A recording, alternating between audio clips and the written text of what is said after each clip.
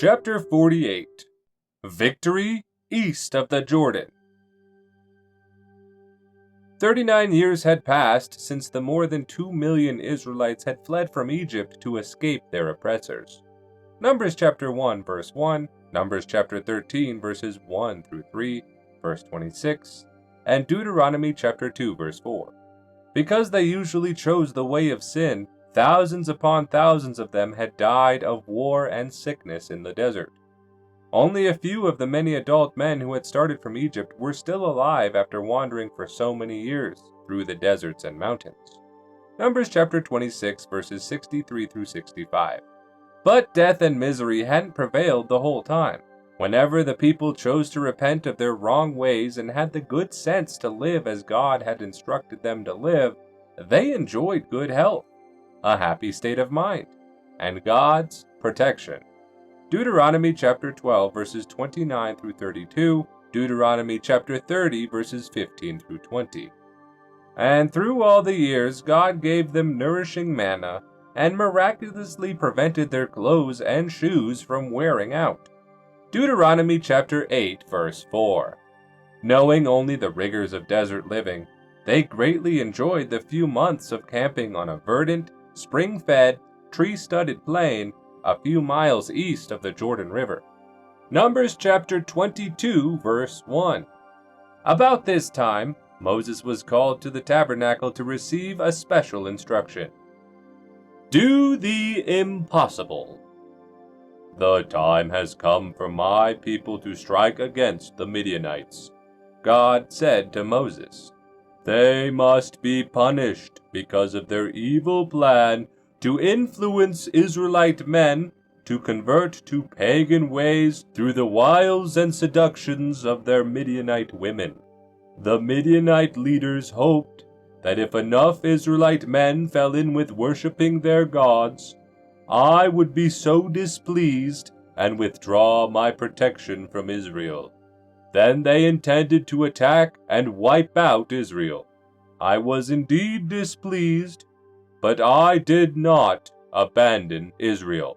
Now follow my orders and avenge your God as well as yourselves because of the harm idolatrous Midian has brought to the people.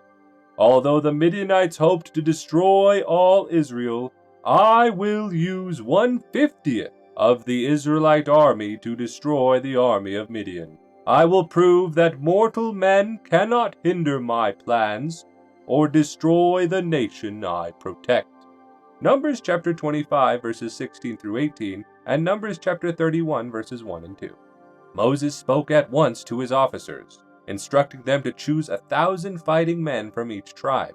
This total of 12,000 trained and armed men was only a small part of the total Israelite army. Moses felt certain that the Midianites had many more soldiers than 12,000, but he knew better than to add to the number God had already chosen. The Israelites would have feared to go against the Midianite army with such a small fighting force if God had not promised this new generation that they would live to cross over the Jordan and into the promised land. They had at last learned to trust God, and they knew that through His power this task would be possible.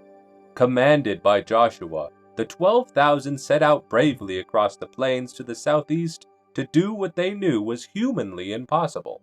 The high priest's son, Phinehas, was in charge of the few Levites who accompanied the army. These men were to preside at sacred services and to carry the 2 silver trumpets that were to be blown by the priest, at God's command, as battle alarms. Numbers chapter 10 verses 1 through 3, verses 8 and 9, and Numbers chapter 31 verse 6. The movement of Israelite troops did not go unnoticed. When Midianite spies noted what direction was taken by the 12,000 troops, swift-riding Midianite scouts carried the news to all 5 rulers of Midian. The 5 kings preferred to meet their attackers in the desert, the Midianites having specialized in desert fighting for centuries. They agreed that their full force should go against the Israelite army, which from the reports was only a fraction as large as it was imagined to be. The Midianites realized that more Israelite troops could follow, but their spies reported seeing no further preparation in the camps of the Israelites.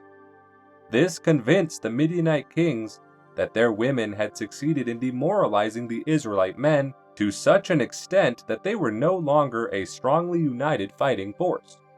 They believed that they could easily wipe out Israel. After 2 days of travel, Joshua received a discouraging report from a scout who had hurriedly returned from observation duty far ahead. Numbers meant nothing to Joshua. The desert is dark, with approaching thousands of Midianite soldiers. The scout panted. If we hold our present course, we will meet that army head on. From what I could gather, it's much larger than our army and it could easily surround us. Joshua had no intention of trying to evade the enemy, which then might march right on into the camps of the Israelites. He knew that since God had sent the Israelites on this mission as his executioners, he would supply them with enough skill and power to wipe out these idolaters. The troops continued their rather slow march across the sands and rocks, and it wasn't long before they were able to make out the Midianites in the distance.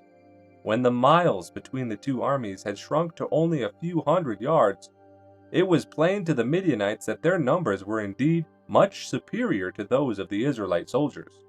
Suddenly, the Midianites split into 3 parts. The middle force came directly at the Israelites. The other 2 parts swung out to the right and left to surround the Israelite troops in a gigantic, vice-like movement. The battle was set in motion.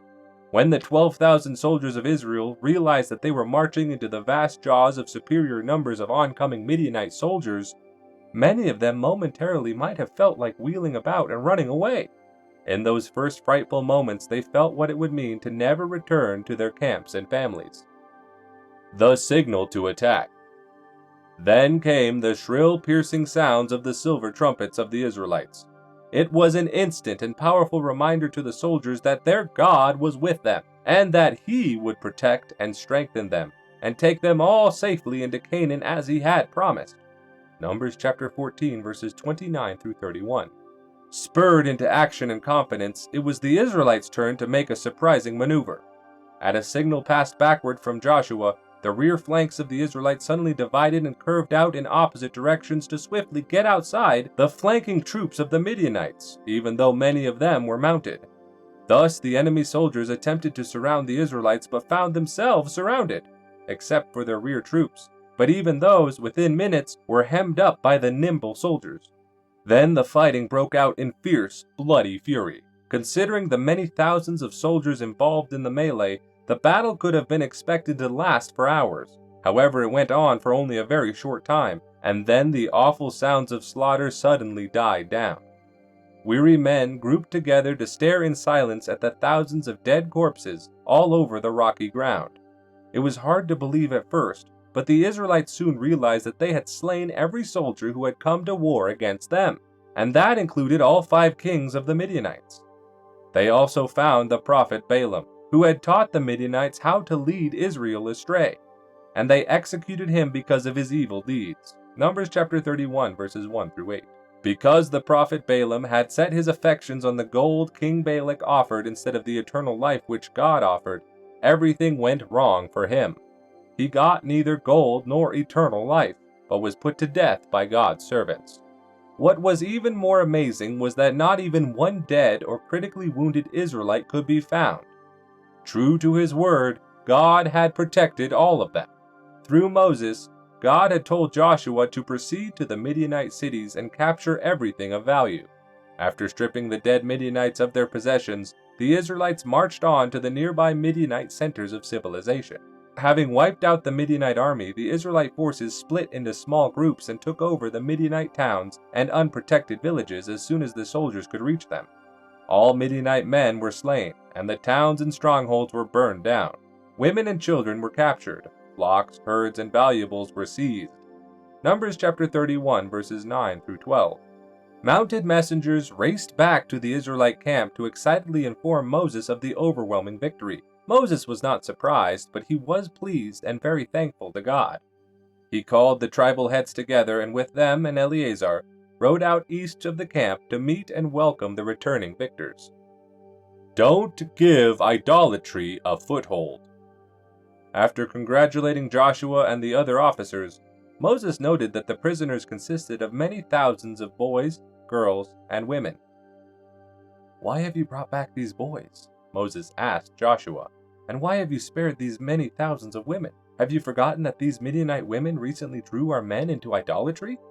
God put a plague on us because of them, and also decreed that they should not live. Besides, they would have slain all of our women and children had they won the battle." "Our soldiers didn't have the heart to kill the youngsters," Joshua replied. "As for the women, we couldn't know which were the offenders. Therefore we brought back all of them except those who fell before us." "God sent us to destroy the Midianites," Moses again told Joshua. "Tell your captains to instruct their men to slay all the males you have brought back with you. Then determine as best as possible which females had never had personal relations with men. Set them aside and slay all the others." Within only a few hours, thousands of Midianite women and young males lost their lives.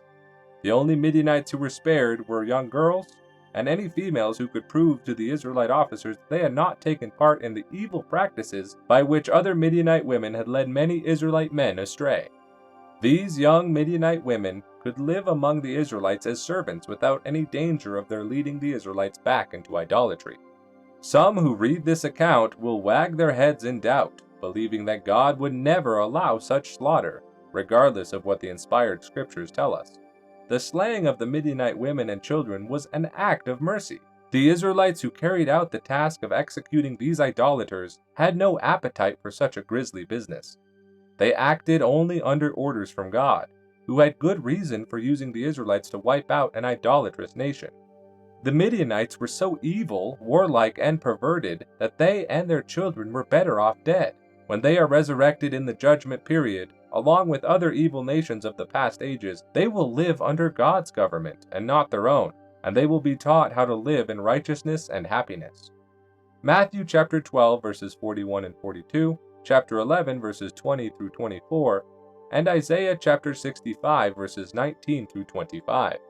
Is it sensible that people should consider God harsh for what he ordered done, while at the same time they want to believe the pagan lie, still voiced from so-called Christian pulpits all around the world, that God has allowed billions of souls to be dumped into everlasting, blistering torment in some fiery place, some suppose in the center of the earth, just because they never heard of God?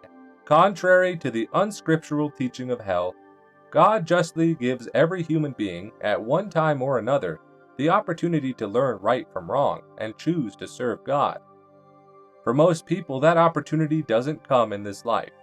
If it doesn't, it will come when all those Midianites and others who have died without an opportunity for salvation will be resurrected after the millennium. At that time, people will live together in peace and prosperity while they are privileged to learn the way that leads to salvation. Ezekiel chapter 37 verses 1 through 14, and Isaiah chapter 65 verses 19 through 25. Quarantine and forced. Because of being well outside the camps of the Israelites, it was an appropriate place for Moses to teach the soldiers of quarantine who had any part in killing the Midianites or touching the corpses. All of you who have touched a dead body must stay outside of camp for 7 days. On the 3rd and the 7th day, you and your captives must bathe yourselves and wash your clothes and anything you have that has touched a corpse, if those things are made of skins, goat's hair, or wood. Numbers chapter 31 verses 19 through 20. Eleazar the priest added to these directions by telling the soldiers that while they were waiting out those 7 days, they should purify all battle equipment and treasure made of gold, silver, brass, iron, tin, or lead. This meant that objects made of those metals were to pass through flames of hot fire to kill bacteria and germs, and in some cases even to be melted down. Also, they were to be washed in a specially prepared purifying water. Nothing could be taken back to the camps of the Israelites unless it was purified. If all people today would obey such strict rules of cleanliness, sanitation, and quarantine, contagious diseases would not spread as they do. There was great celebration in the Israelite camps when at last the victorious soldiers were prepared to return to their homes and families. But now there was a new problem of how to fairly distribute the captured property. Happily, it didn't remain a problem, because God spoke to Moses about this matter. The people did not have to use their own human reason. Dividing the spoils. Divide what has been taken into 2 equal parts, God informed Moses. 1 part shall go to the soldiers who brought it back. The other half shall be distributed among the people. From the first part for the soldiers, 1 in 500 shall go to Eleazar the high priest for offerings and to supply household needs. From the second half for the people, 1 part in 50 shall go to the Levites. Joshua and his officers made an immediate count of the captives and livestock that had come from the campaign against Midian. It turned out that the soldiers had brought in 32,000 female Midianites, 675,000 sheep and goats, 72,000 cattle, and 61,000 donkeys. Of the female Midianites, 32, 1 out of every 500 of the soldiers' half, went to Eleazar and his assistants. They were to be used as household servants and helpers to the wives of Eleazar and of the priests. At the same time, 320 Midianites, 1 out of every 50 in the congregation's half, went to the Levites to be household servants for their families. As for the sheep and goats, 675 of them went to the priests, and 6,750 went to the Levites.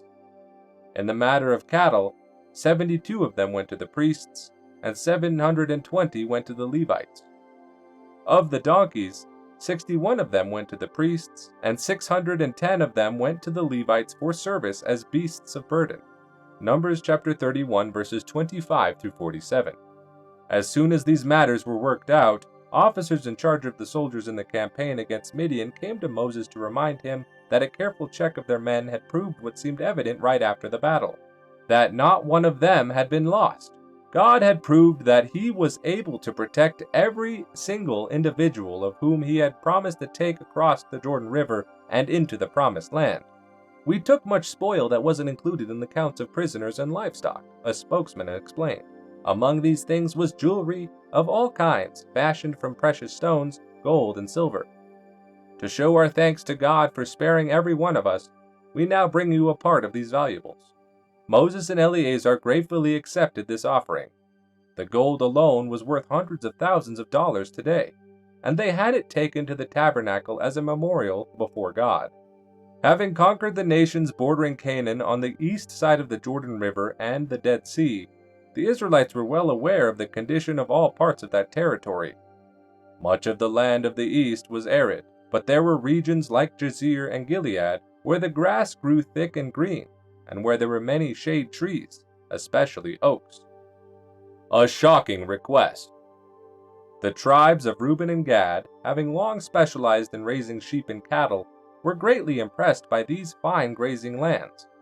They felt that there couldn't be greener and broader pastures on the west side of the Jordan. Therefore their chieftains came before Moses and Eleazar to ask if they could remain east of the Jordan to raise their flocks and herds. Numbers chapter 32 verse 1 through 5. Moses was upset at this request. He believed that these two tribes could be using this as an excuse to get out of going with the other tribes to drive their enemies out of the land west of the Jordan. And he wondered if they weren't showing a lack of gratitude to God for the land he promised them on the west side of the Jordan River. "Your wanting to stay here reminds me of what your fathers said 40 years ago," Moses answered, "when they refused to go into Canaan because they feared that the inhabitants might slay them. Then God sent them into the desert to wander and die. This request of yours is a bad example to the other tribes. It might make them fear to cross the Jordan. If they, too, should choose not to cross the river, God might again be so angered that he might destroy all of us." The leaders of Ruben and Gad recognized the wisdom of Moses' statement. But since this was such fine pasture land, they had more to say before giving up. After a hasty meeting among themselves, they again approached Moses and Eleazar. "We aren't trying to be rebellious," they exclaimed, "and we would not want to discourage our brethren or bring disunity to Israel. We can quickly take over the vacant cities from which we recently drove the Amorites, and build them into fortresses for our women and children, and build folds for our livestock. Knowing that our people and livestock are safe, our men could then return here and cross the Jordan at the front of the other tribes, to spearhead the attack and help overcome our enemies. We will not return to our homes until the other tribes are safely settled on the other side of the Jordan. We will not ask for land on the other side, but we will be satisfied with the grazing land here." This explanation put a different light on the matter in Moses' thinking. After all, if these tribes preferred this land God has given to Israel, Moses could think of no good reason not to give it to them, as long as the whole Israelite army went together westward to take Canaan.